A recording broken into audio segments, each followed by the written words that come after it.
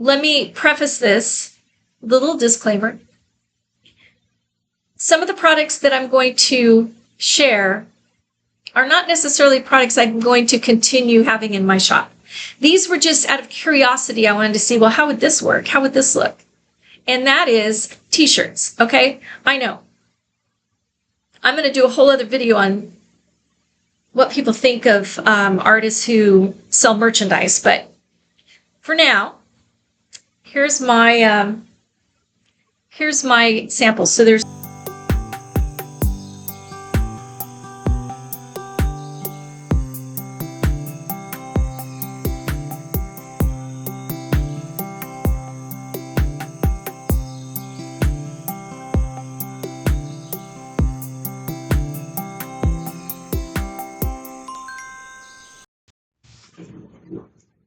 Hello, welcome back to my channel. My name is Cheryl Hunter, and if you haven't seen any of my videos, if this is your first time, welcome. And I hope that you will learn something or be inspired by something. And if so, please be sure to subscribe and share and give me a like. And that way I can continue to expand the audience a little bit and help to network with more artists like you, or more collectors like you. And today I'm going to talk about a couple of different things. First of all, it's going to be a review of the Milan Art Institute Mastery Program. I'm in part 4, and I just finished up section 7. So I'm going to talk about a few of the things that we learned in section 7. And how I've applied them, or how I intend to apply them. And I'm also going to reveal my products that I ordered from my own print on demand that's connected to my website. So I really want to be able to offer prints of my work.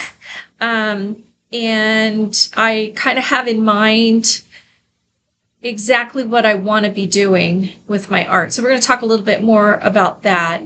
And then the reveal of the products at the end of the video. So I hope you stay tuned to see what they look like, how they turned out, how what kind of job Printful did. So we'll see. I'm going to open it right in front of you.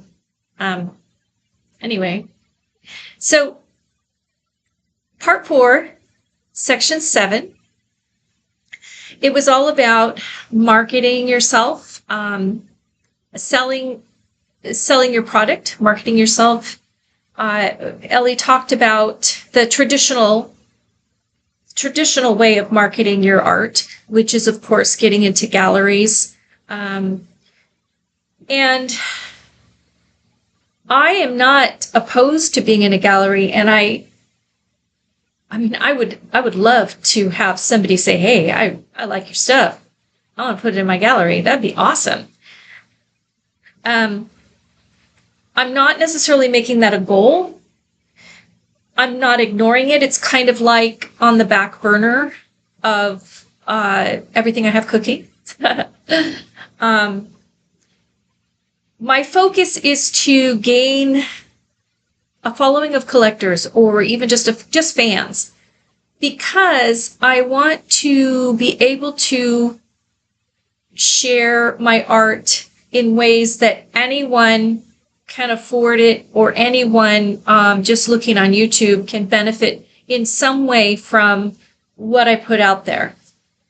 So the gallery part, that was quite a long video, but it was thorough, and I trust most of what I hear because I know that the Milans have been around the art world for a long time, and they've been in some of the best galleries, and they're talking from experience. So I really do take seriously what Ellie had to say. I'm just not at that level. But I do know that part of the reason that Dimitra's work took off was because of, well, it's partly because of some PR work that Ellie talked about in one of the lessons. and I'll get to that in a minute. But also because she was in so many galleries that she became very popular very quickly, kind of that Cinderella story. And then, of course, had many followers. So when she decided to go the entrepreneurial route, marketing herself, doing everything herself, she already had a really good base to begin with. And Ellie does talk about that. She does admit that. So we can't measure ourselves against anything that any one person from the Milan Art Institute has done, or from Milan family, because their story is a little bit unique to ours, well, at least to me.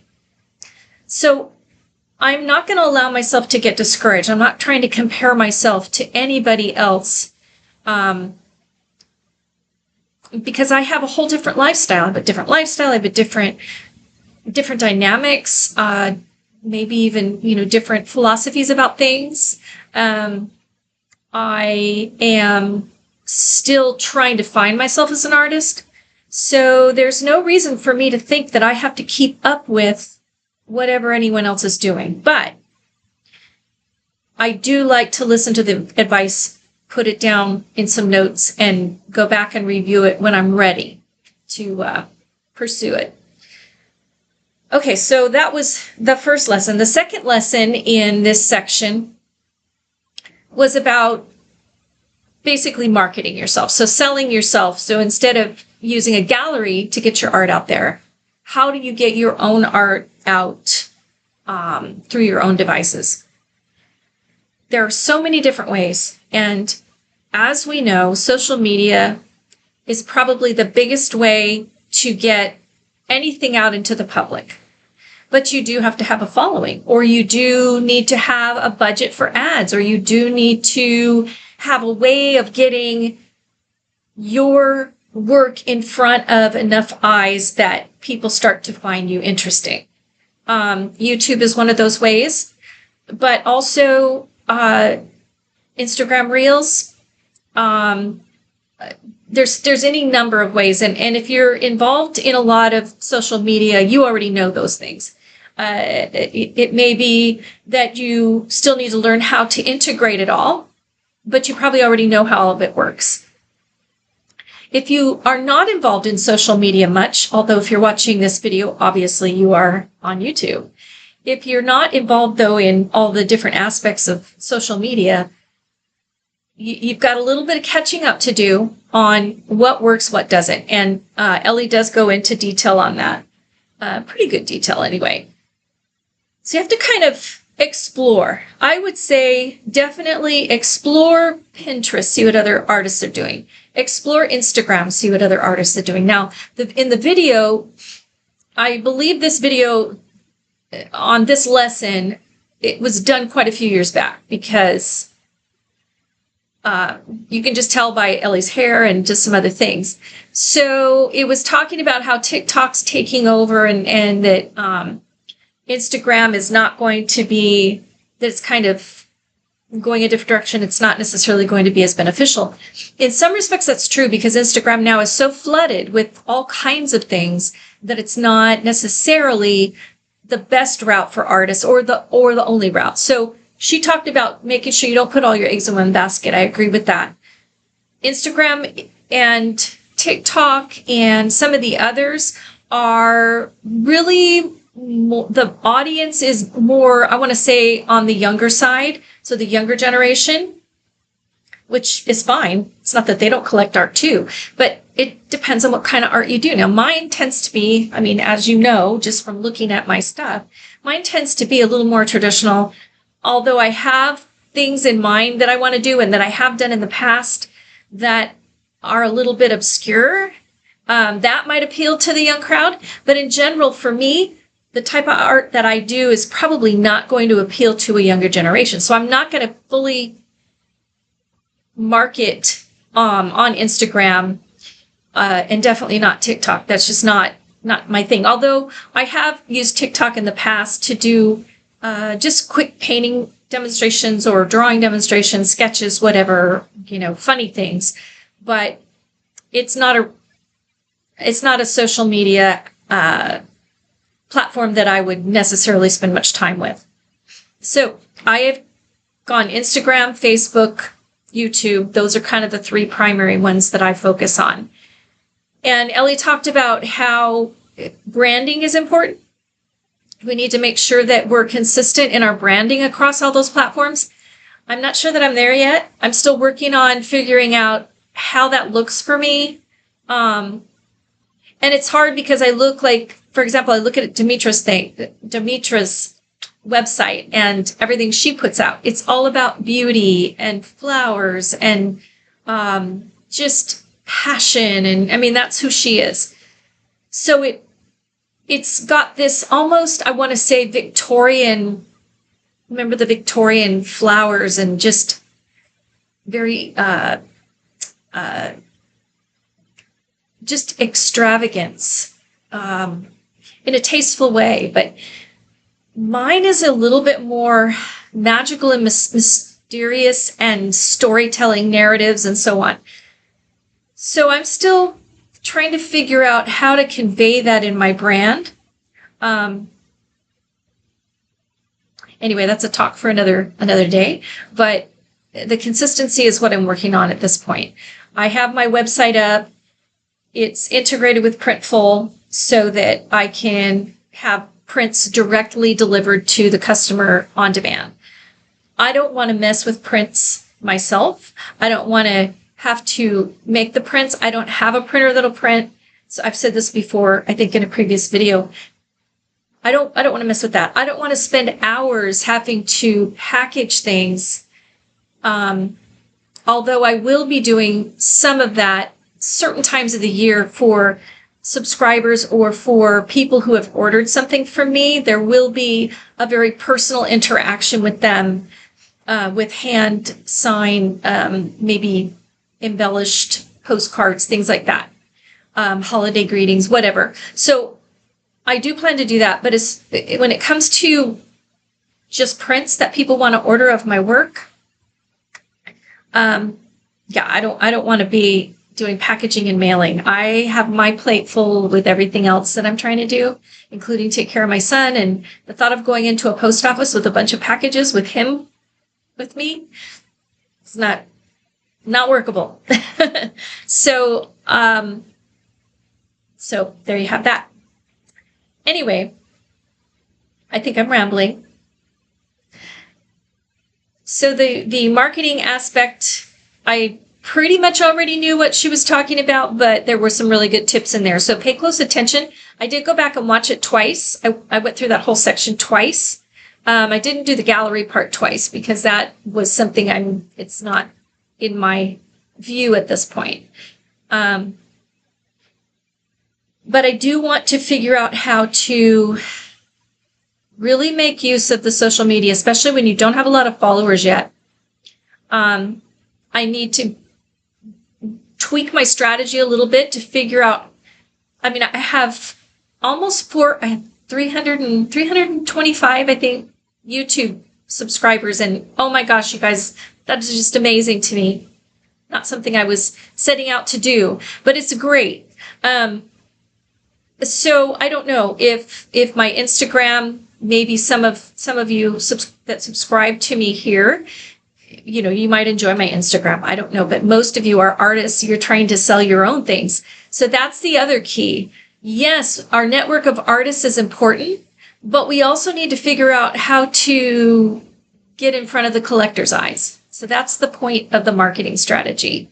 And by the way, there are a lot of great YouTube videos out there that talk about strategies on YouTube or strategizing with social media.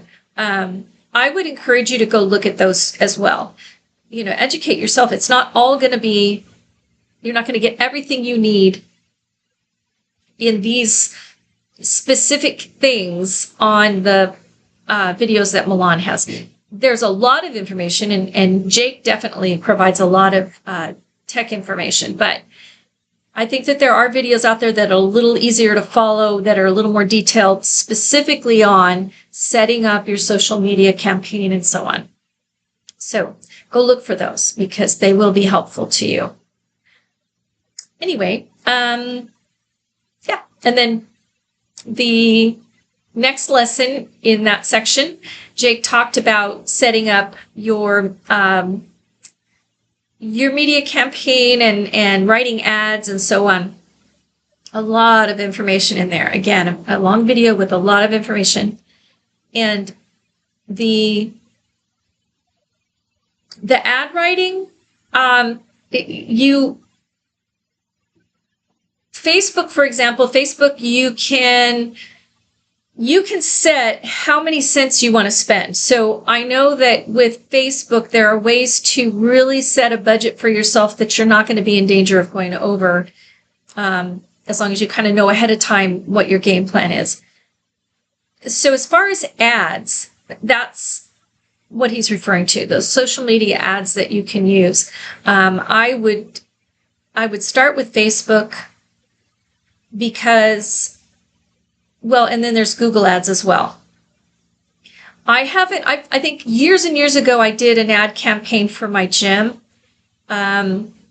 That was when Facebook was fairly new, and so it's probably a lot different now than when I did the ad campaign back then.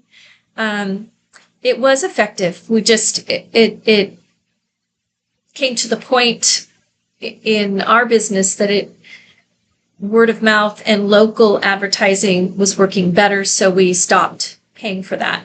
But this is different because art is a global thing. We're marketing to people all over the world, or they're open to us all over the world. A gym that's in one little small town is not going to be interesting to anyone out of state, for example. So that wasn't working really well for me, but I think for art it might. So I'm going to look into that. As soon as I get everything to where I feel like I'm ready to kick off my campaign, I've shared my website with family and friends just asking for their opinion, but I haven't kicked off my campaign. I'm still kind of tweaking all of the things to put in place before I launch everything.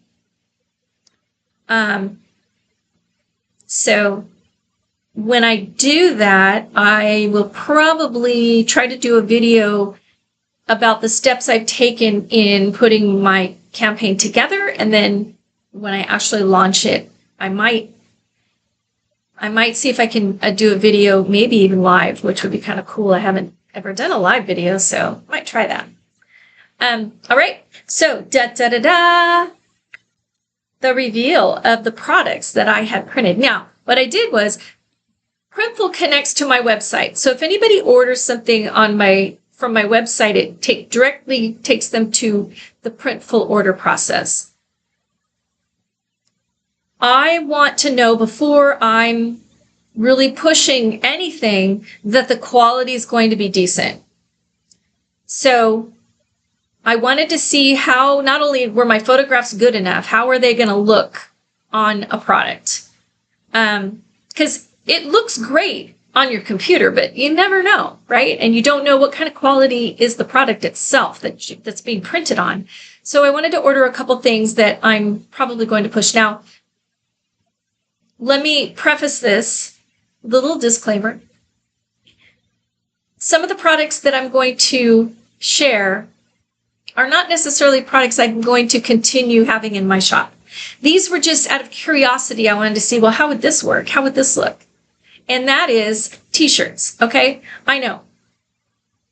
I'm going to do a whole other video on what people think of artists who sell merchandise, but for now, here's my sample. So there's 2 shirts. I put some of my whimsical stuff on. And here's the first one. This little t-shirt of my little alien and dolphin friends. Let's be friends. Okay.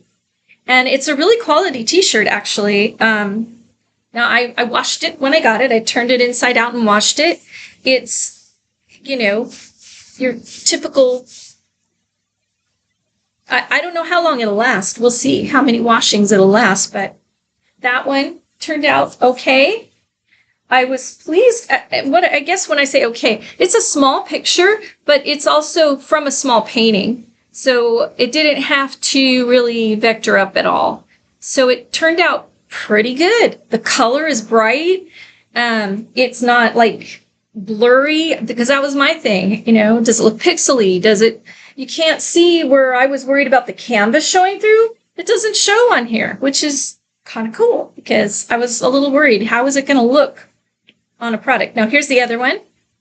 I took my shark goddess and put her on this shirt, and it says, yes, I can. And I like this because my message is, if anyone tells me, usually a man, sorry, but it's true, you can't do that, my answer is always, watch me. Yes, I can. So that shirt was a personal thing for me to just do for fun.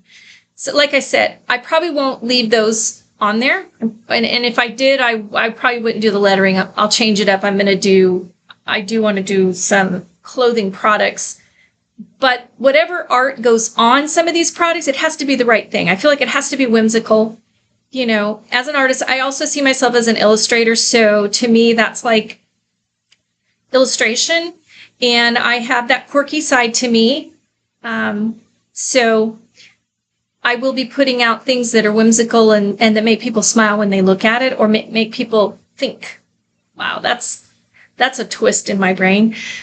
But those things will go on a shirt. I can't imagine anyone would buy something like that to hang in their home. They might, I don't know. Maybe it would go good on a coffee mug, on a shopping bag. You know, it's a conversation starter. So people like things that somebody's going to stop them and say, oh my gosh, that's so funny. Where'd you get that?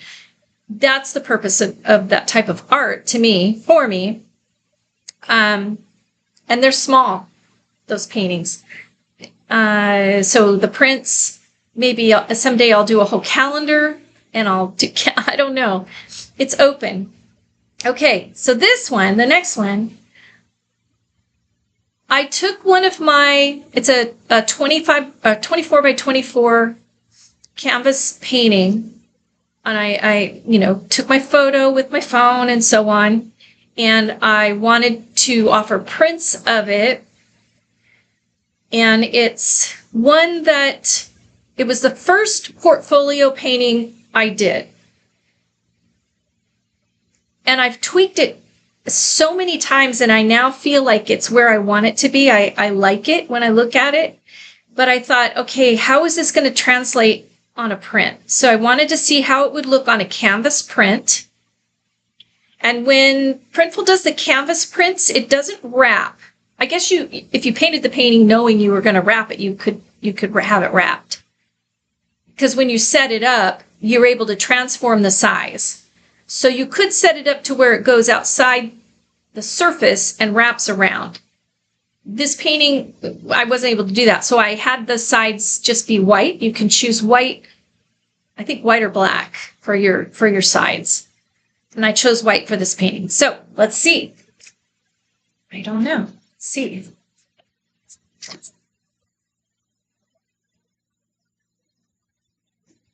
Wow.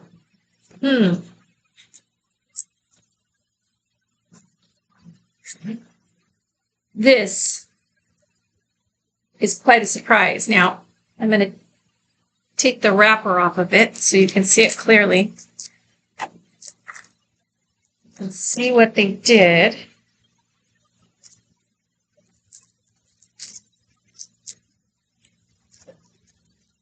And I want to see it without the glare from the plastic. Okay. Wow. So this is the result. And the color, it's a little bit glary in here, but the color and the texture it's so, it's almost better than the painting itself. I mean, it's like, I'm so happy with that. I am so happy with that. And it comes with this kind of hook, because this isn't meant to go in a gallery, obviously. This is for someone's home, but that looks really nice. Printful. Okay. I'm happy with that. All right. So, success. At least it alleviated my worries. And I think my other paintings, because this was the first one that I did, my other portfolio paintings I think there's more paint. There's probably less. I just feel like they're improved over time.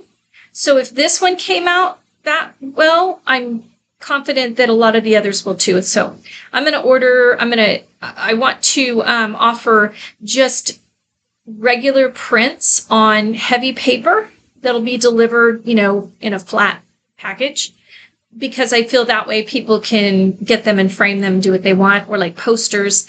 But if the posters are on thick paper, the hardest part is getting them framed. I don't know how popular it would be for people to buy a print that's not framed, but it's worth trying. But these canvas prints, they're a little bit more expensive, but they're going to be easier for somebody to buy and just hang in their home. And so then you've got to think about, too, where is it going to hang? Now, I don't know where someone would hang this other than maybe I actually have a friend who's the minister of a church, and I feel like she might enjoy having this somewhere on her wall. But so you have to think about who is going to buy it. Some of the artwork that I have, I could see someone buying for their office, or maybe for a child's bedroom, or giving as a gift to somebody who loves something specific. So, like, for example, this Roadrunner, that's an acrylic painting I did a long time ago, but I'm including it in my portfolio because it's one of the best realistic paintings that I've achieved, and I'm proud of it. I want to include it. I don't know, print-wise, I've sold a couple of prints actually of that one, and so obviously people like it. And I'm working on some new desert stuff, so I have this whole desert theme going. And then the one we talked about last week, that one is one that might, if somebody loves the desert or has a home that is in a desert area, that might be something they'd want in their office, or I don't know, in their living room or bedroom or whatever. So you have to think about that when you're marketing your paintings. Where would this go, and what kind of product would make sense for it to be on? So I'm kind of in that process right now. So there you have it.